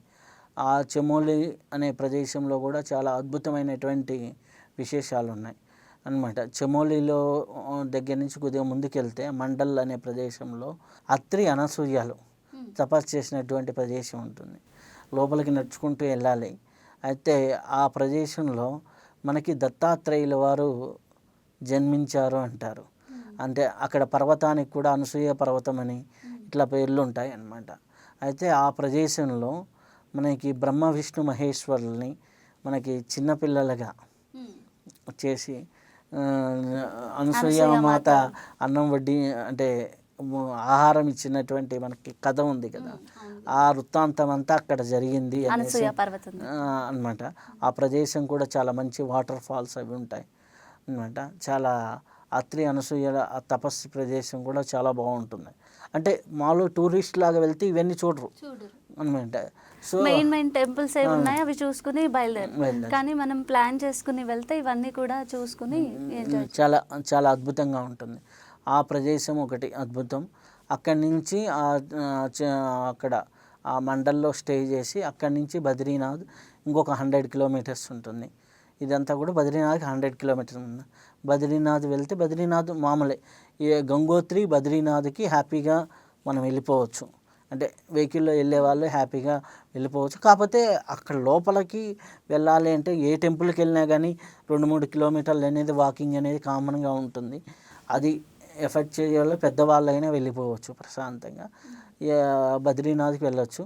బద్రీనాథ్ రూట్ అంతా కూడా మళ్ళీ హిమాలయాలు మొత్తం రాక్తో ఉంటాయి శిలలు. ఆ శిలల మధ్యలో నుంచి మన బంకలాగా శిలాజిత్ కారుతూ ఉంటుంది అన్నమాట. మన శిలాజిత్ అని ఇస్తారు కదా టాబ్లెట్స్ ఉంటుంది కదా, ఆ బంకలాగా శిలాజిత్ అది వస్తూ ఉంటుంది. అంటే ఆ మంచు పడ్డప్పుడు దాంట్లోకి కొన్ని క్రియలు జరిగి ఎండాకాలం వచ్చేప్పుడు దాంట్లో నుంచి గమ్లాగా వస్తూ ఉంటుంది అనమాట. మొత్తం చూసుకుంటూ వెళ్తూ ఉంటాం. వెళ్ళిన తర్వాత బద్రీనాథ్లోకి ఎంటర్ అయితే ఒక పక్క నారాయణ పర్వతం, ఇంకో పక్క నరపర్వతం, మధ్యలో అలకనందా నది ప్రవహిస్తూ ఉంటుంది. ఆ అలకనందా నది ఎంత అంటే గలగలా పారుతూ ఉంటుంది. చాలా అద్భుతంగా ఉంటుంది. బద్రీనాథ్ టెంపుల్ ఏమో డే టైంలో చూస్తే ఒకలా ఉంటుంది, నైట్ టైంలో చూస్తే ఏదో గోల్డెన్ టెంపుల్ లాగా ఉంటుంది అనమాట. ఇక్కడ కూడా ఏంటంటే బద్రీనాథ్ టెంపుల్ పక్కనే మళ్ళీ ఉష్ణకుండలాలు ఉంటాయి స్నానం చేయడానికి. అంత చలిలో కూడా మళ్ళీ ఇక్కడ అనమాట. అయితే ఈ బద్రీనాథ్ టెంపుల్ ఏంటంటే శంకరాచార్యుల వారి పీరియడ్లో నిర్మితమైంది. ఆ తర్వాత వచ్చేసి అక్కడ ఉన్నటువంటి మహారాజులు 16వ శతాబ్దంలో పునర్నిర్మాణం చేశారు. ఆ తర్వాత 1903లో మళ్ళీ ఒక భూకంపం ద్వారా 1903-04 ఆ టైంలో ఓ భూకంపం ద్వారా ఇదైతే మళ్ళీ అప్పుడు జైపూర్ మహారాజులు మళ్ళీ పునర్నిర్మాణం చేయించారు అనేది అనమాట. ఇప్పుడు మనం చూస్తున్నది జైపూర్ మహారాజులు కట్టినటువంటి టెంపుల్ అన్నమాట. అంతకు ముందర అంటే ప్రతి సమయంలో కూడా ఈ యొక్క క్లైమాటిక్ చేంజెస్ వల్ల ఇది అవుతూ ఉంటుంది. అంటే మూల విరాట్లు ఎక్కడ ఉండేటటువంటి ప్రదేశం. అయితే టెంపుల్లోకి మనం వెళ్తాం. వెళ్ళిన తర్వాత ఓ పక్క లక్ష్మీదేవి అమ్మవారి టెంపుల్ ఉంటుంది, చాలా బాగుంటుంది. అలాగే లోపలికి వెళ్ళిన తర్వాత మేము హారతి, అంటే మాకు అక్కడ తెలిసిన, అంటే మనకు ఉన్నటువంటి స్వామీజీల ద్వారా అది తెలిసిన స్వామీజీలు ఉంటే ఎలా దర్శనం చేసుకుంటే బాగుంటుందండి, హారతి టికెట్స్ ఉంటాయన్నమాట. ఆ హారతికి కానీ వెళ్తే అర్ధగంట సేపు మనం విగ్రహాల గర్భాలయంలో ముందర కూర్చోవచ్చు అనమాట. అట్లా ఆ హారతి 2 times మేము ఉండటం అనేది జరిగింది. అట్లా అంటే 2 అర్ధగంటలు బద్రీనాథుని ముందర ఉండటం అనేది అనమాట. అట్లా మామూలుగా దర్శనం కూడా 2-3 times జనరల్గా చేసుకుంటే, మామూలుగా అయితే దర్శనం అంటే మామూలు టెంపుల్లో చేసినట్టే అవుతుంది. ఈ హారతి మటుకు చాలా బాగుంటుంది, చాలా అద్భుతంగా ఉంటుంది. దర్శనం చేసిన తర్వాత ఎట్లా ఉంటుంది అంటే ఒక తన్మయత్వం. ఆ తన్మయత్వం ఎట్లా ఉంటుంది అంటే ఇంకా అది వర్ణించడానికి వీలు లేదనమాట, అలా ఉంటుంది. మేము పోయేటప్పుడు బాగానే ఉంది కదా అని రూమ్ నుంచి చెప్పులు వేసుకొని బాగా చల్లగా సిమెంట్ రోడ్డే కదా అన్నట్టు నార్మల్గా ఉంది. వచ్చేటప్పుడు మటుకు 2 నిమిషాలు మంచు మీద నడుచుకుంటూ రావాల్సి వచ్చింది. ఈ లోపల అంత మంచు పడిపోయింది అనమాట, అంత వడగనిలాగా అనమాట. సో అట్లా ఉంటుందన్నమాట క్లైమేట్. ఎప్పుడు మంచు పడుతుందో తెలియదు, ఎప్పుడు ఎలా ఉంటుందో, వాతావరణ పరిస్థితులు అనేవి మారుతూ ఉంటాయి కాబట్టి ఎప్పుడు కూడా ఉండాలి. కాకపోతే ప్రతి ఒక్కటి కూడా మంచుని ఎంజాయ్ చేస్తాం, అలాగే వర్షాన్ని ఎంజాయ్ చేస్తాం. చుట్టూ ఉన్నటువంటి క్లైమేట్స్, నరపర్వతాన్ని, నారాయణ పర్వతాన్ని అసలు ఎంత బాగుంటాయంటే అంత, అంటే అది మాటలతో చెప్పడానికి వీలైనటువంటి ఇది ఉంటుందన్నమాట. అయితే గురుగారు, మాన గ్రామం గురించిన విశిష్టత గురించి చెప్తారా? మానా గ్రామం అనేది ఇండియన్ లాస్ట్ విలేజ్ అని ఉంటుంది బోర్డు. ఇంకా అక్కడి నుంచి ఆ విలేజ్ దాటంగానే మనకి వచ్చేసి టిబెటన్ బార్డర్ వచ్చేస్తుంది అనమాట. సో అక్కడి నుంచి ఇంకా ఆర్మీ హ్యాండ్ ఓవర్లో ఉంటుంది. అయితే ఈ మానా గ్రామంలో ఉన్నటువంటి విశిష్టత ఏంటి అంటే, మనకి ఎంటర్ అవ్వగానే ప్రతి ఒక్కటి కూడా చాలా సింపుల్ లివింగ్ పీపులే కనిపిస్తారు. మనకి ఆ గ్రామంలోకి ఎంటర్ అయిన తర్వాత మనకి వ్యాసుల వారు మనకి మహాభారతం చెబుతూ ఉంటే గణపతి ముని వారు రాసినటువంటి ప్రదేశాలు ఉంటాయి. ఒకటి గణపతి గృహ, ఇంకోటి వ్యాసగృహ. వ్యాసగృహ దగ్గరికి వెళ్ళినప్పుడు చాలా అద్భుతంగా ఉంటుంది. ఆ వ్యాసగృహలో కూర్చొని మెడిటేషన్ చేస్తే నువ్వు ఒక గంట సేపు చేసుకున్నా కానీ నీకు 1 నిమిషంలాగా ఉంటుందన్నమాట, అంత ఇదిగా ఉంటుంది. గణపతి దగ్గర చాలామంది అక్కడ చదువురాని వాళ్ళకి ఆ గణపతి గృహ దగ్గర కూర్చోబెట్టి ఇది రాయిస్తూ ఉంటారనమాట. అట్లా కనీసం ఒక 2 లైన్లైనా అక్కడ కూర్చొని రాసుకొని వెళ్తే వాళ్ళకి ఆ జ్ఞానము, ఆ బుద్ధి అనేది వస్తుంది అనేసి అనమాట. సో ఆ గణపతి గృహ కానీ అక్కడి నుంచి కొద్దిగా వెళ్తే ఈ యొక్క వ్యాసగృహ వస్తుంది. వ్యాసగృహ దర్శించుకున్న తర్వాత అది చాలా అద్భుతమైన ప్రదేశం. అట్నుంచి ముందుకు వెళ్తే సరస్వతి నది, మనకి గంగా యమున గురించి మనకి అందరు చెప్తుంది. సరస్వతి నది కేవలం ఒక 1/2 కిలోమీటర్ మాత్రమే కనిపిస్తుంటుంది. ఆ సరస్వతి నది దర్శనం అక్కడ అవుతుంది. ఆ దర్శనం అయిపోయిన తర్వాత మనకి అక్కడే మన పాండవులు భీమశిల, అంటే భీములు వారు పెట్టిన శిల అక్కడ కనిపిస్తుంది. మనకి ఈ యొక్క మహాభారతంలో చివరి అధ్యాయంలో స్వర్గారోహణకి పంచపాండవులు వెళ్తారు. ద్రౌపది మాత అక్కడ దేహాన్ని త్యజించింది అంటారు.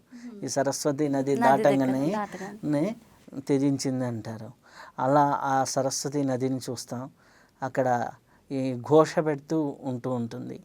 ఒక పక్క కొద్దిగా ముందరికి వెళ్తే అలకనంద సరస్వతి. ఈ సరస్వతి నది వచ్చేసి కొద్దిగా ముందుకు వచ్చిన తర్వాత అలకనంద నదిలో కలిసిపోతుంది అనమాట. అలకనంద నదిలో అక్కడ ఎవరైనా సరే ఆ ప్రయాగ అంటారు, 2 నదులు కలిసే ప్రదేశాన్ని, ఆ ప్రయాగ స్థలంలో అలాగే ఎటువంటి దుఃఖము ఉండదు, ఎటువంటి బాధలు ఉండవు అని చెప్తూ ఉంటారనమాట.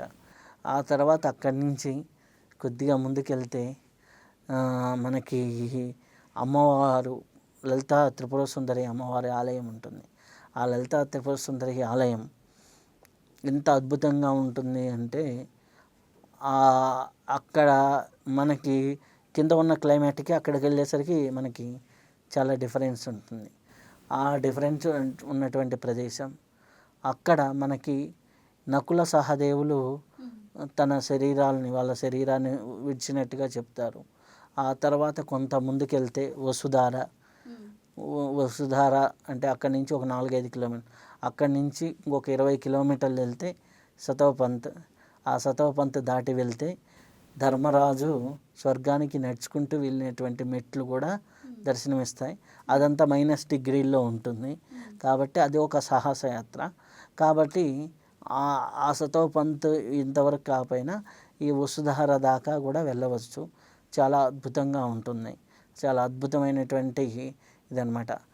ఇంకా సరస్వతి నది దగ్గరికి వచ్చేసరికి ప్రత్యేకించి చాలా అక్కడ ఒక టెంపుల్ కూడా, ఇప్పుడు సరస్వతి మాత టెంపుల్ కూడా చిన్నగా ఉండేదాన్ని రెనోవేట్ చేసి పెద్దగా చేస్తున్నారు. ఆ టెంపుల్ అక్కడ ఉంటుంది. ఆ నదీ ప్రవాహం అనేది చాలా అద్భుతంగా ఉంటుంది, ఘోషిస్తూ ఉంటుంది. అలకనంద ఎట్లా ఉంటుంది, చాలా సింపుల్గా ఉంటుంది. కొద్దిగా రాళ్ళ మధ్యలో మనకు ఒక 10 మీటర్స్ కనిపిస్తుంది, మళ్ళీ రాళ్ళ మధ్యకి వెళ్ళిపోతుంది అనమాట. అట్లా ఉండి చివరికి మనకి అలకనంద కలిసేది మనకి కనిపిస్తూ ఉంటుంది. అట్లా ఉంటుంది. చాలా అద్భుతమైనటువంటి ప్రదేశం. అక్కడికి పోతే మనం ఆ నీరు తీసుకోవచ్చు. ఆ నీరు తీసుకొని వచ్చేసుకుంటే చాలా చాలా బాగుంటుంది. చాలా అద్భుతం. అంటే ప్రతి ఒక్క ప్రదేశం కూడా అద్భుతంగానే ఉంటుంది. కాకపోతే అక్కడున్న క్లైమాటిక్ కండిషన్స్ని బ్యాలెన్స్ చేసుకుంటూ నీలో ఇక్కడ ఏంటంటే పరీక్ష మానవ శక్తికి కాదు, యోగ శక్తికే. నీ యొక్క అనుగ్రహం ఎంత ఉంది, నీ యొక్క యోగ శక్తి ఎంత ఉంది అనే దాని మీదే ఆధారపడి ఉంటుంది. కాబట్టి ఆ యోగ శక్తితో ఎంత తిరిగి చూడగలుగుతావో అంత తిరిగి చూడొచ్చు. అలాగే నరనారాయణ పర్వతాలు, ఇప్పుడు నారాయణ పర్వతం మీద చాలా వరకు అకామిడేషన్స్ కూడా చాలా బాగా వచ్చేసాయి. చాలా అద్భుతంగా అయితే ఉంటుంది.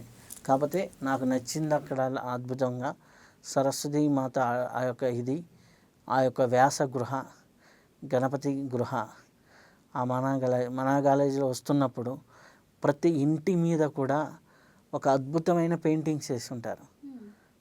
ప్రతి ఇల్లు వాళ్ళ యొక్క జీవన విధానం ఎలా ఉంటుంది అంటే, ఏదో ఆలు అక్కడే పండుతుంది, వండుకుంటారు. వాళ్ళకి ఏదో చపాతీ పిండితో చేసుకుంటారు, అయిపోతుంది. ఒక 6 నెలలు అక్కడ ఉంటారు, 6 నెలలు కిందకు వచ్చి ఉంటారు.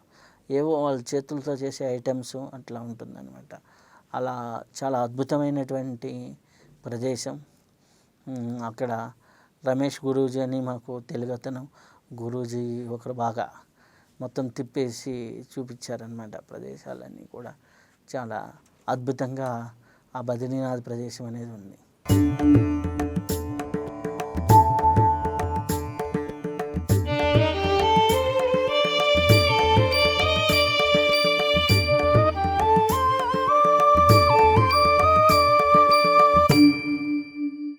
గురువుగారు, రుద్రప్రయాగ విశిష్టత గురించి చెప్తారా?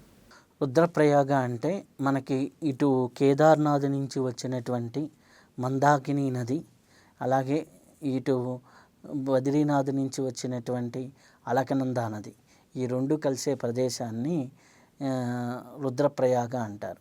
ఈ రుద్రప్రయాగలో మనము సంత సదానందగిరి బాబా గారు అని మనం ఎన్నో ఇంటర్వ్యూ చేసాం. వారి యొక్క గురుస్థానం కూడా అక్కడే అన్నమాట. సో చాలా అద్భుతంగా ఉంటుంది. ఇక్కడ నుంచి ఒక 40-50 కిలోమీటర్ల దూరంలో పార్వతీ పరమేశ్వరుల వివాహం జరిగిన ప్రదేశం ఉంటుంది. ఆ పార్వతీ పరమేశ్వరుల వివాహం జరిగిన ప్రదేశంలో ఇప్పటికీ ఆ రోజు వివాహం రోజు అగ్నిహోత్రం చేస్తారు కదా, ఆ అగ్నిహోత్రం ఇప్పటికీ మండుతూనే ఉంటుంది. ఇప్పటికి ఏంది, ఇన్ని యుగాలు మారినా, ఇన్ని యుగాలు జరిగినా అది మటుకు అలాగే మండుతూనే ఉంటుంది. అంత అద్భుతమైనటువంటి ప్రదేశం. అట్లాంటి అద్భుతమైనటువంటి ప్రదేశాన్ని చూడవచ్చు. ఆ యొక్క అలకనంద ఏమో ఒక వర్ణంలో వస్తూ ఉంటుంది. అలా వచ్చేసి ఈ యొక్క ఈ నది ఏమో ఉంటుంది. ఆడ చాలా అంటే సోనప్రయాగ్ అని, విష్ణుప్రయాగ్ అని, నందప్రయాగ్ అనేసి ఇట్లా అంటే మనకి చాలా ప్రయాగాలు ఉన్నాయి అన్నమాట. మనకి ఇంకా మనకి 106 ఎస్ బాబా గారు చాలా అద్భుతంగా చెప్తారు వీటన్నిటి గురించి. అవన్నీ కూడా చాలా అద్భుతమైనటువంటి, ఎందుకంటే వారు అక్కడ నివసించి వచ్చిన వారు కాబట్టి ఆ ప్రదేశాల గురించి చాలా అద్భుతంగా చెప్తారు వారైతే. కానీ ఆ ప్రదేశాలన్నీ కూడా చాలా చాలా బాగుంటాయి అన్నమాట.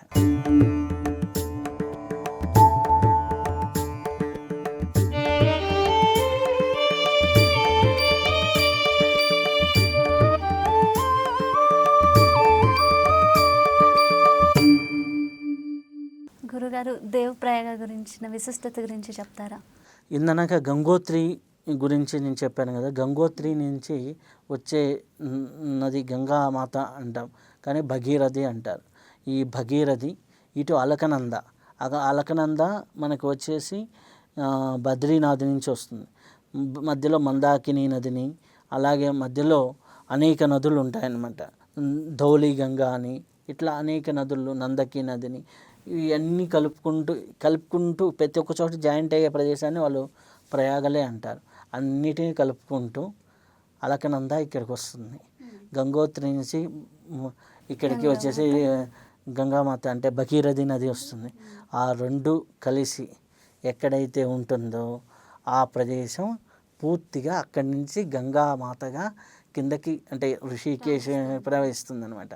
అంటే గంగామాతగా పూర్తి అవతరణ. అలకనంద నది వచ్చేసి గంగామాత, అలకనంద భగీరథి కలిసిన ప్రదేశం నుంచి వచ్చేటటువంటి ప్రవాహాన్ని గంగా నది అంటారు.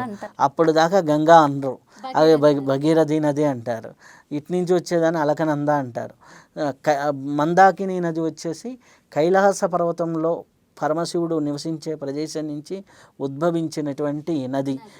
కేదారం గుండెగా మందాకిని నది ప్రవహిస్తూ ఉంటుంది. ఆ కేదారు ఇటు ఇది మందాకిని నదిని చూసుకుంటే కేదార్లో అక్కడ ప్రవహిస్తుంది. శివుడి దగ్గర నుంచి కిందకు వచ్చేసరికి గౌరీకుండ్, మనకి గణపతి వృత్తాంతం జరిగినంత దాని పక్క నుంచి అదంతా కూడా కలుపుకుంటూ వస్తుంది. అంటే ఎన్ని శక్తి ప్రదేశాలని కలుపుకుంటూ ఆ జలం వస్తుందో, ఆ జలం ఇన్ని ప్రదేశాలను కలుసుకుంటూ ఇటు బదిరీ శక్తి, అటు మనకి వచ్చేసి కేదార్ శక్తి, ఇటు గంగోత్రి శక్తి, వీటినన్నిటినీ కలుపుకుంటూ అక్కడికి వచ్చి దేవప్రయాగ దగ్గరికి వచ్చేసరికి గంగా నదిగా తయారవుతుంది. అక్కడి నుంచి గంగామాతగా పిలుస్తారు. ప్రవహిస్తూ ఉంటుంది.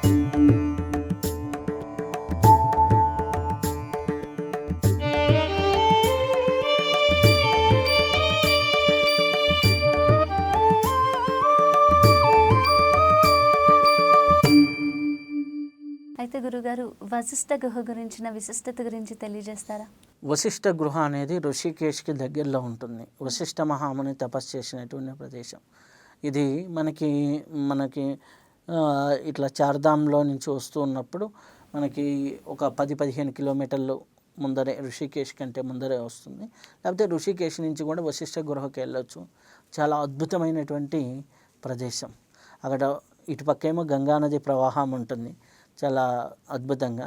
వశిష్ఠ గృహ లోపలికి వెళ్తే అక్కడ ఓన్లీ ఒక శివలింగం ఉంటుంది, జ్యోతి పెట్టి ఉంటారు. వెళ్ళిన వాళ్ళు ప్రతి ఒక్కరు అక్కడ కూర్చొని ఏ మంత్రాలు ఏవి చేయరు అనమాట. కూర్చొని మెడిటేషన్ చేసుకొని బయటకు వస్తూ ఉంటారు. ఎంత పీస్ఫుల్గా ఉంటుందంటే అంత ఉంటుంది. అక్కడి నుంచి వస్తే బయటికి వస్తే గంగానది ప్రవాహం, ఆ గంగామాత ఇసుక మీద నడుచుకుంటూ కొద్దిగా ముందుకు వెళ్తే అరుంధతి గృహ అని ఉంటుందన్నమాట. ఆ ప్రదేశం కూడా చాలా అద్భుతంగా ఉంటుంది. ఇవి గంగానది కంటే ఒక 20-30 అడుగులు పైకి ఉంటాయి. గంగా ఎక్కువ ప్రవాహం వచ్చినప్పుడు ఇవి నీటిలోకి వెళ్ళేదానికి ఆస్కారం ఎక్కువ ఉంది. మెయిన్ రోడ్ నుంచి బాగా ఒక 100 పైన స్టెప్పులు దిగేసి వెళ్ళాలి. చాలా అద్భుతమైనటువంటి ప్రదేశం ఋషికేశ్ వెళ్ళిన వాళ్ళు ఈ ప్రదేశాన్ని దర్శించుకుంటే, అంటే అక్కడ ఉన్నటువంటి వాతావరణం, రెండోది తపశ్శక్తి, మూడోది వచ్చేసరికి అక్కడ లభించేటటువంటి అనుగ్రహం. నీకు నువ్వు సాధన చేసుకుంటే ఎంత అర్హుడో అంత, అలా అద్భుతమైనటువంటి ప్రదేశం.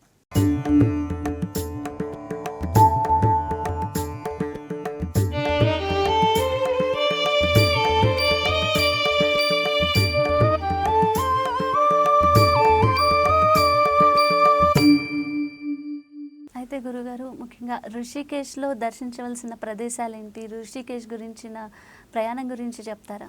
ఋషికేశ్కి వచ్చేసరికి వశిష్ఠ గృహ ఒకటి, అలాగే యోగుల పరంగా చూసుకున్నట్లయితే స్వామి దయానంద, స్వామి శివానంద. యోగా పరంగా చూసుకున్నట్లయితే స్వామి శివానంద గారు ఎంత సేవ చేశారో తెలుసు. స్వామి శివానంద గారు 1960s వరకు ఉన్నారు. వారు రాసిన బుక్స్ ఈరోజు యోగా ఉన్న ఆధ్యాత్మిక ప్రపంచంలో ఉన్న వారికి ఎంతో అద్భుతమైనటువంటి ఇది కలిగిస్తూ ఉంది. ఆ యొక్క శివానంద ఆశ్రమం మనకి రామ్ జూలా అనే దగ్గర ఉంటుంది. యాక్చువల్గా రామ్ జూలా అనేది శివానంద గారి వారి ప్రయత్నంతో ఇటు అటు జనాలు వెళ్ళడానికి, అంటే గంగానదికి అటువైపుకి ఇటువైపుకి తిరగడానికి నిర్మించినటువంటి ప్రదేశం అన్నమాట. మేము ఆ శివానంద గారి ఆశ్రమంలోకి వెళ్ళినప్పుడు శివానంద ఆశ్రమంలో ఒకసారి భోజనం కూడా చేశారనమాట. అక్కడ వారి యొక్క సమాధి మందిరం ఉంటుంది. ఆ మందిరంలో ఒక పెద్ద హాల్ ఉంటుంది. ఆ హాల్లోని కొన్ని క్లాసెస్ అట్లా జరుగుతూ ఉంటాయి. అక్కడ కూడా ఎంతోమంది ఇప్పుడు ప్రజెంట్ కూడా ఉన్నారు. చాలా అన్నమాట, చాలా పెద్ద పెద్ద మాస్టర్స్ ఉన్నారు, పీఠాధిపతులు ఉన్నారు. వారు ఇప్పటికీ కూడా ఎన్నో క్లాసెస్ రూపంలో, అంటే అక్కడ కోర్సెస్ రూపంలో యోగా పరంగా 2 months కోర్సు, 3 months కోర్సు, ఇట్లా కోర్సెస్ రూపంలో అందించే వాళ్ళు ఉన్నారు. అక్కడ మనకు తెలుగువారు కొంతమంది కనిపించారు.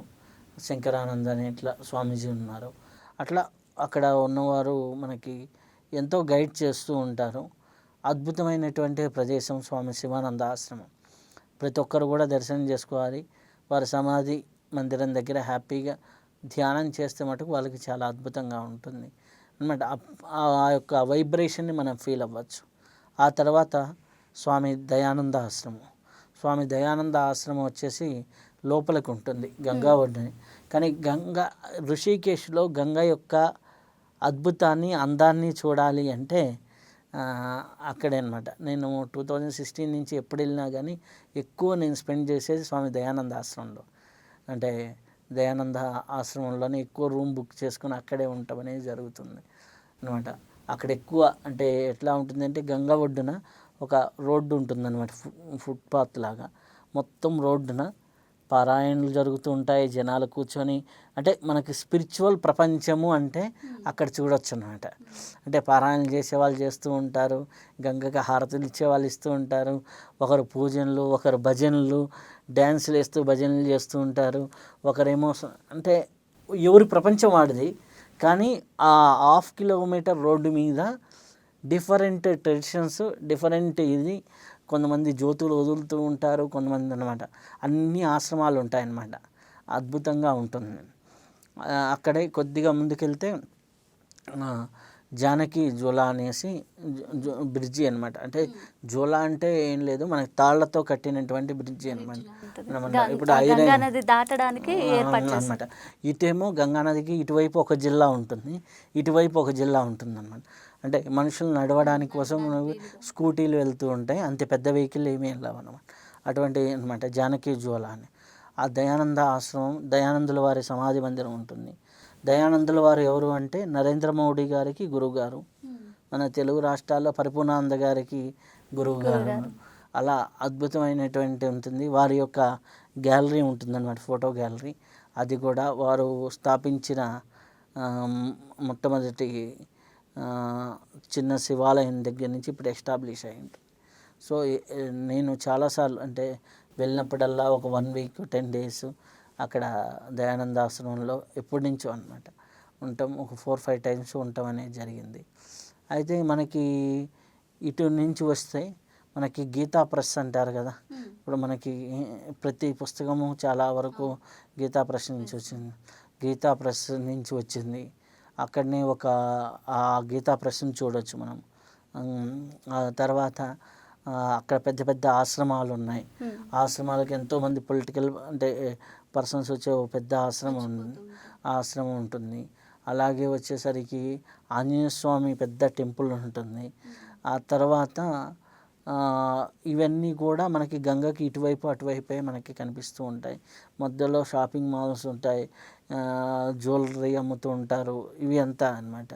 స్పిరిచువల్గా చూస్తే గంగా నది ధ్యానము అద్భుతంగా ఉంటుంది, ప్రకృతి రమణీయత ఉంటుంది, ఇవన్నీ కూడా చాలా చాలా అద్భుతంగా ఉంటాయి అన్నమాట.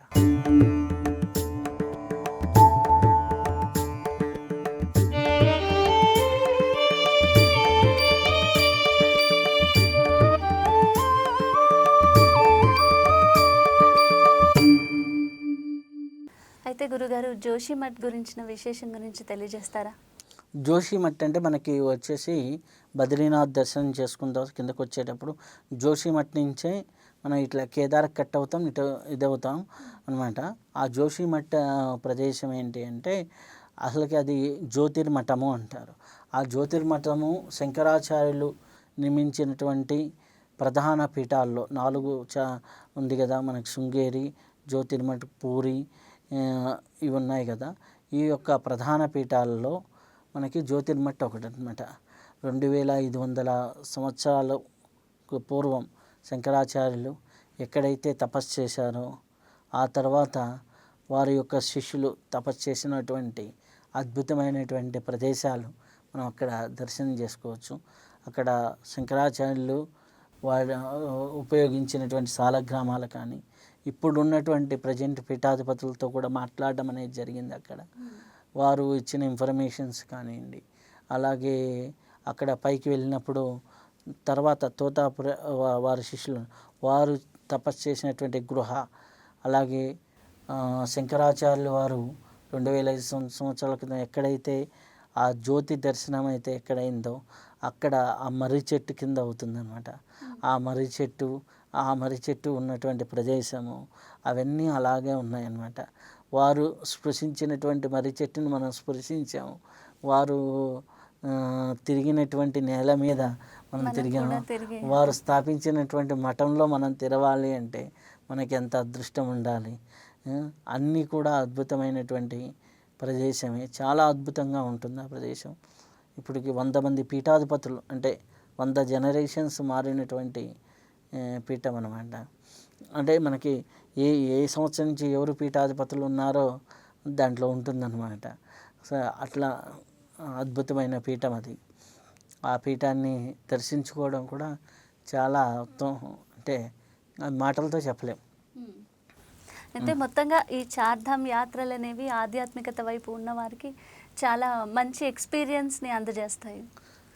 అంటే చార్ధామ్ యాత్ర చేయాలంటే నీకు ఒక యోగం అనేది ఉండాలి. ఆ యోగాన్ని అనుభవించాలనే తాపత్రయంతో వెళ్ళాలి. వెళ్ళి వచ్చేటప్పటికి అంటే టూర్ లాగా వెళ్ళటం కాదు, వెళ్ళి ప్రతి ప్రదేశాన్ని అనుభూతి చెందుతూ వస్తూ ఉంటే చాలా అద్భుతంగా ఉంటుంది. ప్రతి ప్రదేశంలో కూడా చాలా అద్భుతమైనటువంటి విషయాలు చాలా మనకి తెలుస్తూ ఉంటాయి. ఓకే గురుగారు, చార్ధామ్ యాత్రల గురించి, అక్కడి ప్రదేశాలు, అక్కడ మీ అనుభూతులు, అక్కడి విశిష్టతల గురించి ఎన్నో విషయాలు మాకు తెలియజేశారు. నమస్కారం గురుగారు. Thank you. చూశారు కదండి, ఇది ఇవాళ కార్యక్రమం. మరో కార్యక్రమంలో మళ్ళీ కలుద్దాం. అంతవరకు సెలవు. నమస్తే.